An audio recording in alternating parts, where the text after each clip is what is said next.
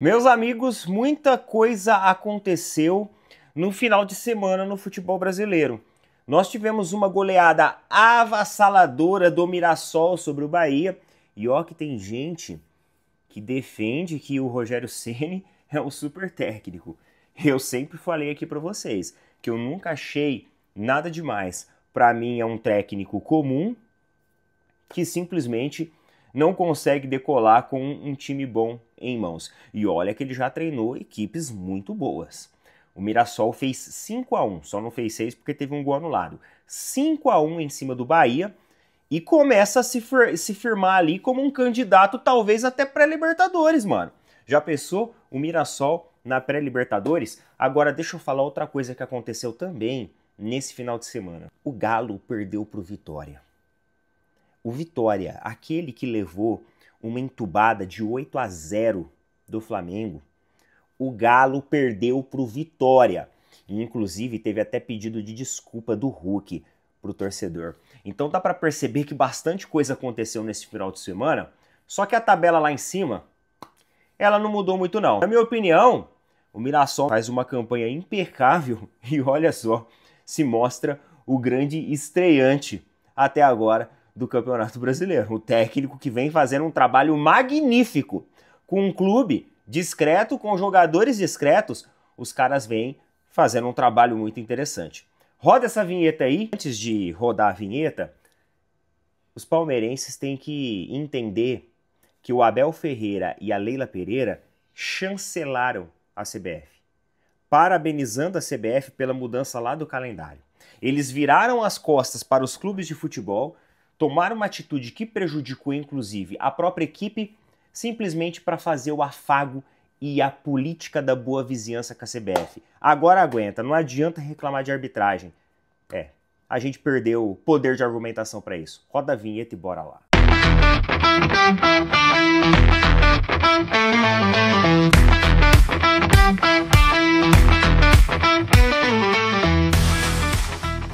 Antes de mais nada, não se esqueçam de apoiar os nossos amigos e os nossos parceiros da Tribo da Sorte, tá?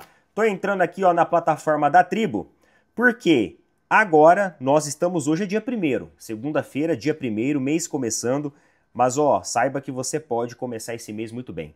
Loto Fácil de Independência, que vai pagar 220 milhões, vai ter o concurso no dia 6. Então, próximo dia 6 agora, nós teremos o concurso da Loto Fácil de Independência. Além disso, tem Dupla Sena, tem Lotomania, tem a Quina, que está acumulada, tem a Time Mania, que está acumulada em 20 milhões, tem o Dia de Sorte e tem também a Mega Sena, que já está acumulada em 14 milhões.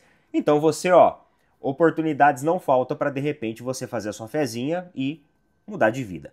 Lembrando que os bolões da Tribo da Sorte, eles são regularizados, regulamentados, tudo certinho. E além disso tem inteligência artificial que vai selecionar para vocês os números que foram mais sorteados ao longo da história dos sorteios. Então, ó, só a Loto Fácil eles já são tricampeões. Eles já bateram 3 vezes na Loto Fácil. E a Loto Fácil de Independência vai pagar 220 milhões. Então você pode fazer com o pessoal lá da tribo. Clica no link que está fixado aí nos comentários ou no QR Code aqui, vai abrir um chat e pede lá pro pessoal, ó, quero o cupom lá do canal do Opina Porco. Eles vão gerar o cupom para você, vão te mandar e você vai poder conhecer e se divertir numa plataforma muito intuitiva e além disso vai dar uma força aqui pra gente do Opina Porco, beleza? É isso daí, galera, Tribo da Sorte, tamo junto. Pra completar, galera, é o seguinte, o Abel Ferreira falou isso na coletiva dele, olha, isso aqui foi hilário, mano, isso aqui foi hilário. Nosso adversário empatou o jogo, mas fomos nós que fizemos os 2 gols. Isso aqui é muito real. Cara, que final de semana maluco do futebol que foi esse, né? Galo perdendo pro Vitória, Mirassol ensacando o Bahia. E aí a gente teve um empate frustrante do Palmeiras. E teve o jogo do Flamengo também, que também teve um empate contra o Grêmio. E o Felipe Luiz não economizou críticas à gestão da CBF. Bora lá então, vamos ver o que o Felipe Luiz falou aqui sobre a CBF, ó. Os jogadores falam com o árbitro, mas estão tão concentrados em vencer, não é o trabalho deles ir lá brigar com o juiz, ficar reclamando toda hora. Quem tem que fazer o trabalho dele é o juiz, apitar o que tem que apitar. O que eu gostaria é que colocassem um jogo para o árbitro assistir e corrigissem o que ele faz também. Que ele assistisse ao jogo e as coisas que eles erram. Tenho muita dúvida se fazem isso. Os erros se repetem, os critérios não se corrigem, o jogo fica picotado, chato. 500 mil faltas que não são. Critério zero.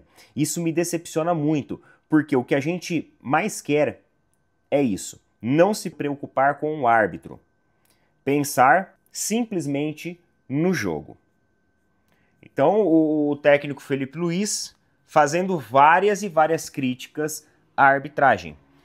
E assim, pessoal, eu vi algumas pessoas comentando sobre a questão das situações de pênalti, né? Algumas pessoas falaram que o pênalti pro Flamengo não foi, mas eu acho que foi, sendo muito sincero com vocês. Eu vi lá o Mauro Betting colocou, né, falando, eu não marcaria esse pênalti pro Flamengo. No ângulo que o Mauro Betting colocou o pênalti contra o Flamengo, na verdade, pênalti pro Grêmio.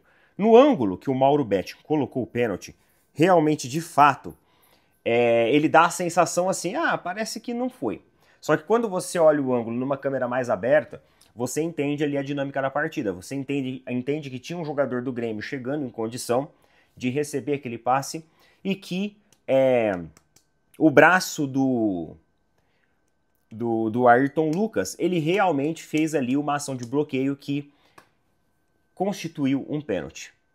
Só que olha só como que é a falta de critério dentro do futebol brasileiro. No jogo do Corinthians e do Palmeiras que teve logo na sequência, a gente também teve um lance que a bola bate no braço dentro da área do jogador do Corinthians. E nem sequer foi analisado. Em nenhum momento pararam o lance para analisar alguma coisa. A jogada simplesmente seguiu. Então, assim, partindo desse princípio de critério, peraí, se no jogo do Flamengo, aquele braço do Ayrton Lucas, ele serviu como movimento de bloqueio e desvio da bola, no jogo do Palmeiras e Corinthians também foi a mesma coisa. Inclusive, o movimento do jogador do Corinthians foi muito parecido. A bola resvala no braço, né? Em que o jogador do Corinthians está aqui, trazendo ele para trás, da mesma forma como o Ayrton Lucas fez. Então, essa falta de critério que o Felipe Luiz, ele criticou na coletiva, e olha que o Felipe Luiz, é difícil ele criticar decisão de arbitragem, ele não gosta de influenciar nisso. Mas essa falta de critério que ele fala, isso realmente existe. E isso cansa, pessoal. Isso cansa porque em vários e vários jogos a gente vem aqui falar sobre a falta de critério. Mais uma vez também, a torcida do Palmeiras se levantou contra a questão das linhas do VAR, falando que, mais uma vez, a análise do VAR ela foi porca em relação ao gol do Corinthians. Gol do Corinthians que foi contra do Palmeiras. Como o Abel falou, o Palmeiras fez 2 gols na partida de ontem e a partida terminou empatada. Aí eu vou falar outra coisa para vocês. Na semana passada, o Abel e a Leila, eles chancelaram a CBF. Eu sempre vim aqui e sempre fui muito crítico ao VAR, sempre fui muito crítico à forma como a CBF mexe no calendário. Só que na semana passada, o Abel parabenizou a CBF. Na semana passada, a Leila parabenizou a CBF pela mudança de calendário. Mudança essa que prejudicou o Palmeiras também. Só que para fazer fusquinha para os seus adversários, o Palmeiras foi lá e emitiu uma nota dizendo que concordava com as decisões da CBF. E o técnico, na sua coletiva em alto bom tom, falou que por 5 anos que ele esteve aqui, ele criticou a CBF, mas é hora de parabenizar pela decisão muito difícil que tomou. A partir desse momento, o Abel, a Leila e os seus simpatizantes, eles têm que, ficar de boquinha fechada para reclamar da CBF. Porque a política da boa vizinhança é assim que funciona, não é? E o Palmeiras, a gestão do Palmeiras não quis fazer a política da boa vizinhança? Não quis falar o politiquês? Então, agora toma. Agora não adianta vocês reclamarem do VAR, não adianta vocês reclamarem que o árbitro picota a partida, não adianta vocês reclamarem lá que o Bidu tava dando canelada em todo mundo, levou um amarelo e depois não foi mais advertido, continuou dando canelada livre, open canelada. em cima dos jogadores do Palmeiras. Agora não adianta. Assiste a coletiva do Abel para saber se ele fez alguma crítica à CBF, alguma crítica à questão da análise de VAR, etc, etc. Não fez. Não fez porque eles não têm cara para isso. Ué, peraí, na semana passada você tá abraçando, dando tapinha nas costas e parabenizando, na semana seguinte você vai meter o pau? Eles perderam a moral para isso, não tem mais como fazer isso. Seria muito contraditório num intervalo ali de 5 dias, eles simplesmente mudarem de opinião em relação às decisões da CBF, a arbitragem da CBF ou o sistema do VAR da CBF. Vocês estão vendo qual que é o problema de você não defender aquilo que é interesse da instituição?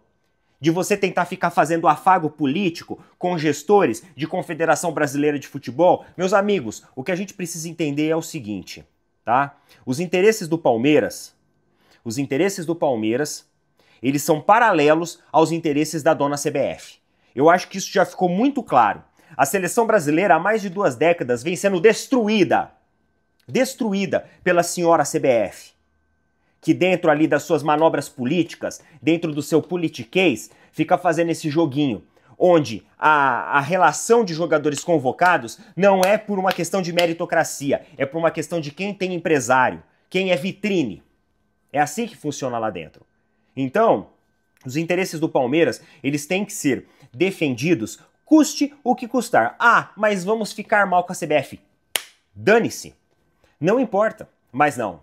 Quis fazer o afago, quis fazer bonito, quis elogiar, agora tem que enfiar o rabo entre as pernas e calar a boca. Porque não pode elogiar num dia e criticar no outro. Então não adianta, pessoal. Eu vi muitos torcedores do Palmeiras falando das linhas do VAR, falando mal da arbitragem, mas não adianta. A gente tem que aceitar. Porque, infelizmente, o nosso técnico e a nossa presidente, eles resolveram jogar o jogo deles. E quem sobra, quem se lasca com isso, é eu, é você, que é torcedor da instituição e não tá ganhando nada. A gente não tá ganhando cargo nenhum. Nós não estamos colocando milhões no bolso para elogiar eles. Então é assim que funciona. Isso daí é uma parada que revolta mais ainda.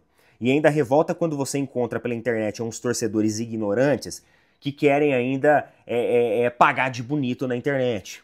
Sair em defesa. Passar a mão na cabeça. Passar o pano. Aí não dá. Aí não dá. Então, meus amigos, sobre a questão do pênalti. Eu vi também muita gente falando que não foi pênalti pro Palmeiras coisa nenhuma. Pelo amor de Deus, galera, olha o lance. Sabe, olha o lance. Olha o lance. Não adianta você olhar o lance uma vez. Olha o lance no detalhe.